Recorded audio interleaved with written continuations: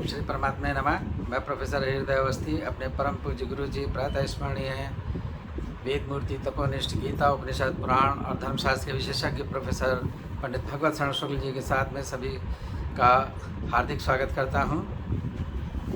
गुरु जी हम लोगों को सांख्य कारिका की 17वीं कारिका का अर्थ बता रहे हैं, जिसमें पुरुष का विवेचन है, जिसको चेतना का अधिष्ठान और भोक्ता भी कहा गया है। तो अब उसको सरल शब्दों में गुरु जी समझाएंगे।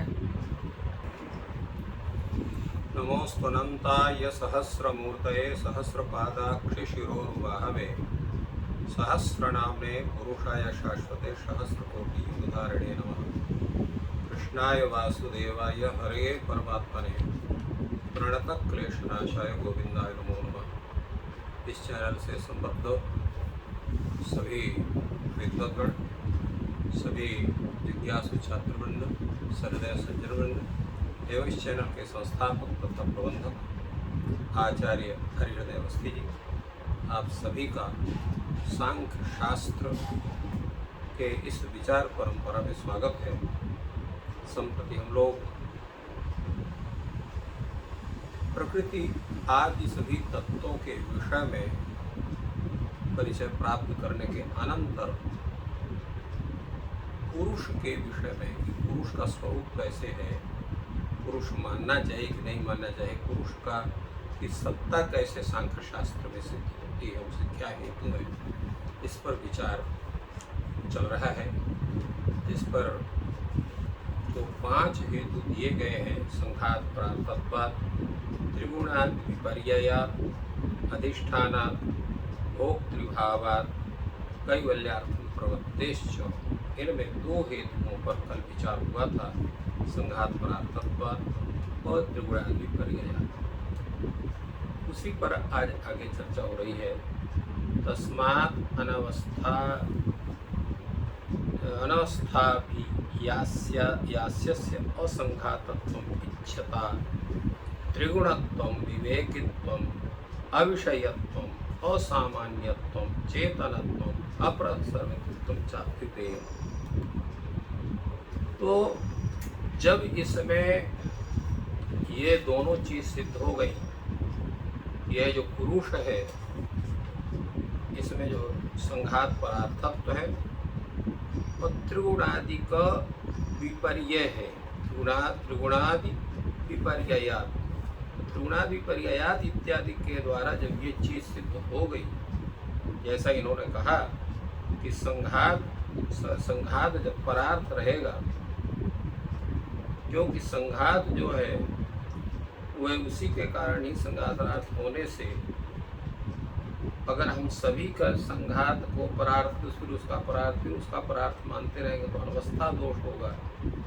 इसलिए व्यवस्था में के रहने पर अनवस्था नहीं मानी जा सकती है कि तादृश जो है अप्रामाणिक कल्पना करने से गौरव होता है और प्रमेय की सिद्धि भी नहीं होती है, क्योंकि काली प्रमाण बल से कल्पना गौरव का जो है आप उसको स्वीकार नहीं कर सकते हैं।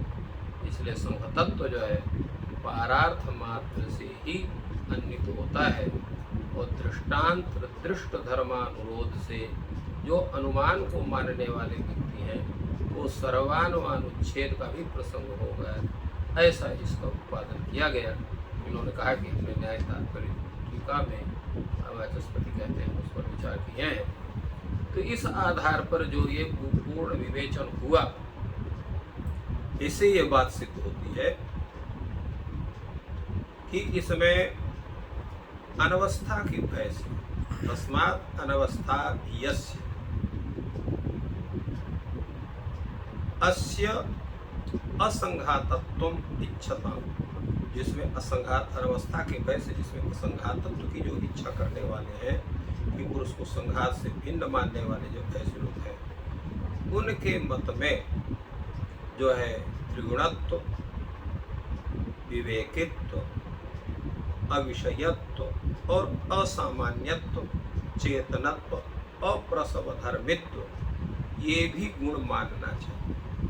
क्योंकि जो पुरुष है वह पुरुष जो है वो त्रिगुण नहीं, वो निर्गुण है, अत्रिगुणत्व। इसलिए कहा गया है कि अत्रिगुण, इसमें वो निर्गुण है, कोई तीनों गुण नहीं उसमें, और विवेकी है, और कैसा है, अविषय, किसी का विषय नहीं है, और असामान्य, उसको सामान्य नहीं है, और चेतन है, अपरिणामी, उसमें कोई परिणाम नहीं होता, अपरिणामित्व, ऐसा उसमें मानना पड़ेगा। क्योंकि त्रिगुणत्वादि जो धर्म है वो समुदाय में व्याप्त है। समुदाय अर्थात जो है प्रकृति है, महत्तत्व है, अहं तत्व है, आदि में व्याप्त है।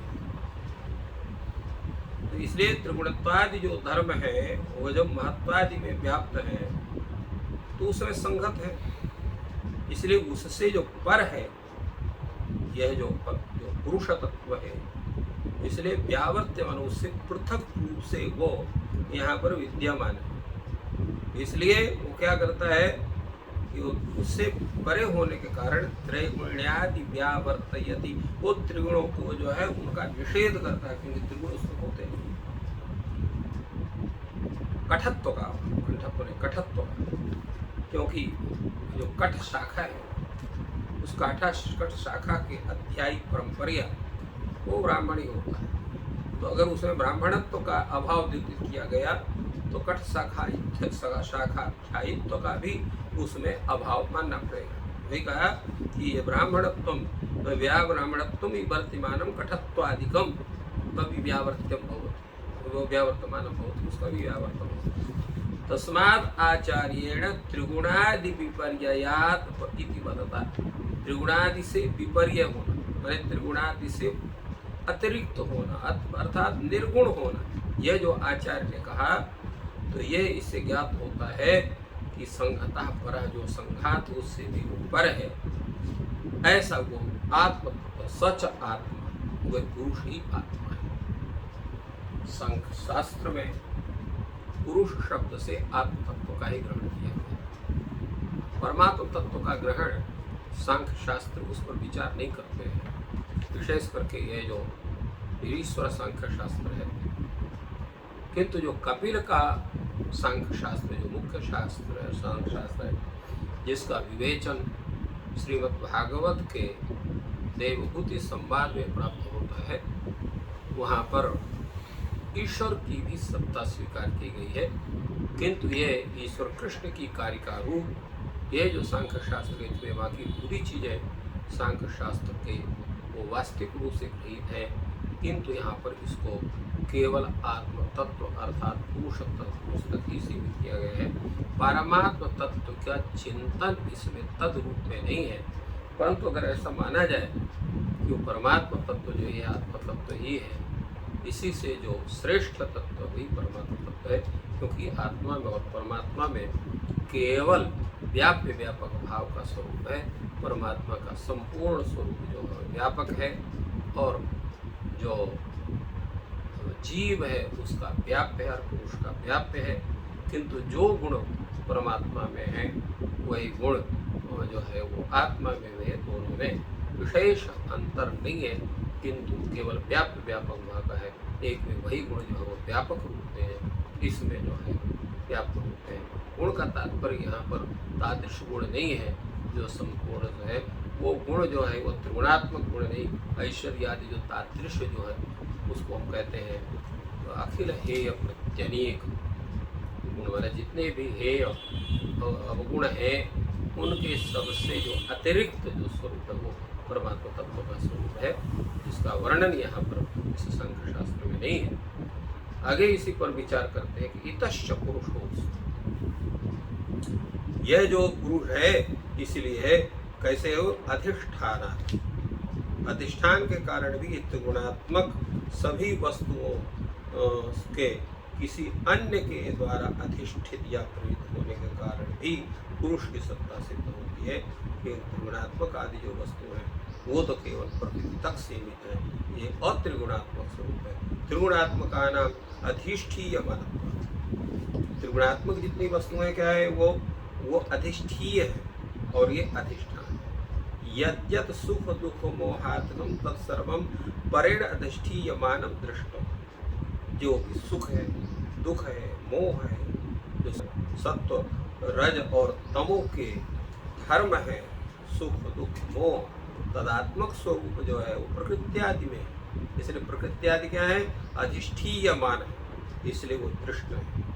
और जैसे रथादि यंत्रादि में, जैसे रथ जो है यंत्र आदि के द्वारा चलायमान होता है, उसी प्रकार सुख दोहात्मकम यह जो बुद्धियादि हैं तो तस्मादित विपरेण अधिष्ठातव्यम, ये सभी जो है उस पर से ही अधिष्ठित होते हैं। सच परः त्रिगुण्यात् अन्यः आत्मा, तो वह जो परमात्मा आत्म तत्व है वो त्रिगुण्यात् अन्यः, सच परः त्रिगुण्यात् अन्यः आत्मा, यह त्रैगुण्य से अर्थात प्रकृति आदि से व्यक्ता आदि से अन्य ही ये आत्मा तत्व है, उससे भिन्न है कि उनका स्वरूप दूसरा है।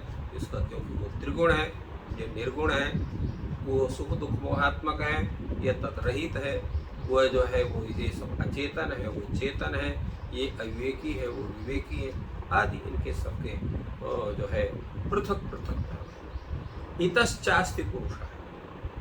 और दूसरा भी एक स्वरूप उस पुरुष का कहते हैं कि वह जो भोक्ता पुरुष है वो अपेक्षित होने से उसकी भी जो सत्ता सिद्ध होती है तद्रूप में कैसे है? भोक्तृभावात्, भोक्तृभावेन भोग्ये सुख दुखे उपलक्षयति, भोक्ता के जो भाव हैं वो उसे उपलक्षित, भोक्ता भोक्तृत्व तो नहीं है उसमें, किंतु भोक्ता के भाव उसमें सुख दुख उसमें प्रतीत होते हैं, उपलक्षित होते हैं। भोग्य ही सुख दुखे अनुकूल प्रतिकूल वेदनीय प्रत्यात्म अनुकूयते, ये सुख और दुख है, उनका स्वरूप क्या है? सुख कैसा है? अनुकूल वेदनीयत्व है, दुख क्या है? प्रतिकूल वेदनीयत्व है। तो ये प्रत्येक आत्मा में देखे जाते हैं, सुखी अहम दुखी अहम आदि प्रतीत होती है। तो भोक्तृभाव उसमें, भोक्तृ का भाव, भोक्तृ का स्वरूप, कर्तृत्व का स्वरूप उसे प्राप्त होता है। तेन अन्योः अनुकूलीयेन प्रतिकूलीयेन च केचित अन्येन भवितव्यम्, तो ये जो इनमें अनुकूलीयत्व स्वरूप दिखाई पड़ता है, इन दोनों का सुख का अनुकूलीयत्व रूप, दुख का प्रतिकूलनीयत्व रूप जो दिखाई पड़ता है, तो अनुकूलीय से सुख का अनुभव, प्रतिकूलीय से दुख का अनुभव, ये किसी अन्य के द्वारा ही होता है। ये जो है दूसरे के प्रति उसका अनुभव यह आत्मतत्व करता है। न च अनुकूलनीय प्रतिकूलना व बुद्ध्यादय, ये जो बुद्ध्यादि है न तो अनुकूलनीय है न प्रतिकूलनीय है। क्यों? ये सुख दुख मोहात्मक होने के कारण स्वात्मन वृत्ति विरोधात, ये सुख दुख और मोहात्मक होने के कारण जो है आत्मा में अपने वृत्ति का ये विरोध करते हैं।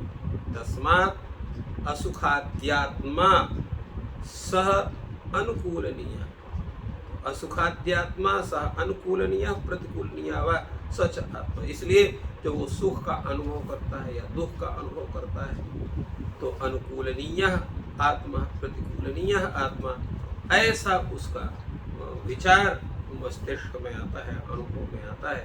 तो इसके द्वारा बुद्धि भाव के द्वारा भी वह जो है पुरुष तत्व सिद्ध होता है। अन्य त्वाहु भोग्या दृश्या बुद्ध्यादया, कुछ लोग कहते हैं भोग्य का मतलब होता है दृश्य, दृश्य कौन है? बुद्धियादि, अर्थात बुद्धि तत्व, अहम तत्व, पंचतन मात्रा, एकादश इंद्रिय इत्यादि।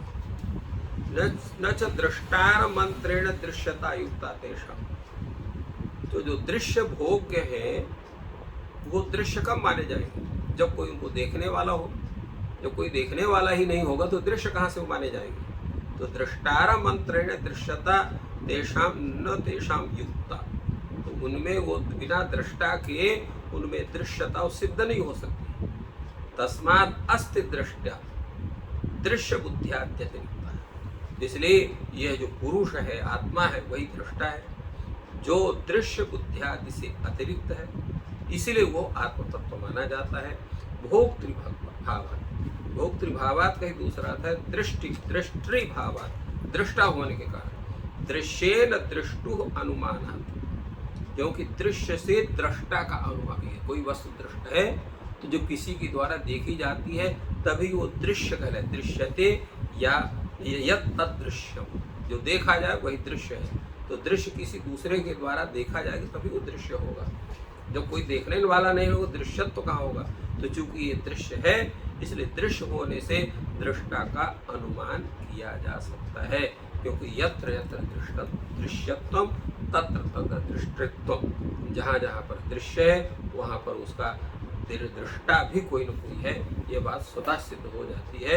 तो इसलिए बुद्धियादि में दृश्यत्व है। सुखाध्यात्मक जो पृथिव्यादि के समान, जैसे सुखाध्यात्मकतया बुद्धियादि नाम दृश्यत्व तो कैसे होता है, जैसे पृथ्वीवादी दृश्य है, उसी तरह से ये सुखाध्यादि बुद्धियादि नाम सुखाध्यात्मकतया ये भी दृश्य है।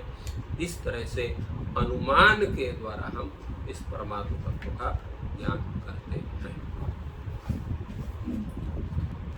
तो इस प्रकार गुरु जी ने बहुत ही सरल शब्दों में पुरुष की व्याख्या की